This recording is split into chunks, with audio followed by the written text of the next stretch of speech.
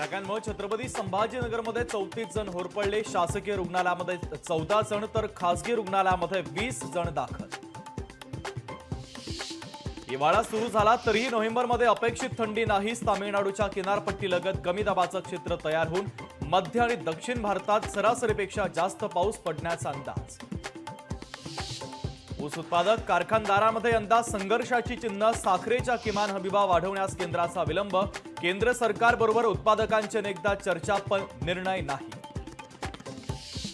आचारसंहितेमध्ये आतापर्यंतची सर्वात मोठी कारवाई। अहिल्यानगरमध्ये 23 कोटी 71 लाख रुपयांचे दागिने जप्त, तर जप्त दागिन्यांमध्ये सोने, चांदी, हिरे आणि मोत्यांचा समावेश।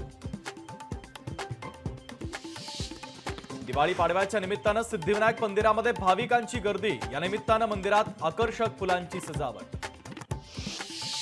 सदा सरवणकर आज राज ठाकरेंची भेट घेण्याची शक्यता। सरवणकर माहीममधून शिवसेनेचे उमेदवार।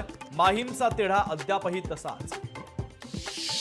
भाऊबीजेच्या निमित्तानं रविवारी रेल्वेचा मेगा ब्लॉक रद्द। मध्य आणि पश्चिम रेल्वेचा महत्त्वाचा निर्णय। मुंबईकरांना मोठा दिलासा। प्रकाश आंबेडकर यांच्यावर अँजिओप्लास्टीची शस्त्रक्रिया पूर्ण। प्रकाश आंबेडकर यांची प्रकृती स्थिर असल्याची माहिती। उद्धव ठाकरेंनी स्वार्थासाठी काँग्रेससोबत आघाडी केली। शिवसेना संपुष्टात येत असताना आम्ही भाजपसोबत। मुख्यमंत्री शिंदेंचं वक्तव्य।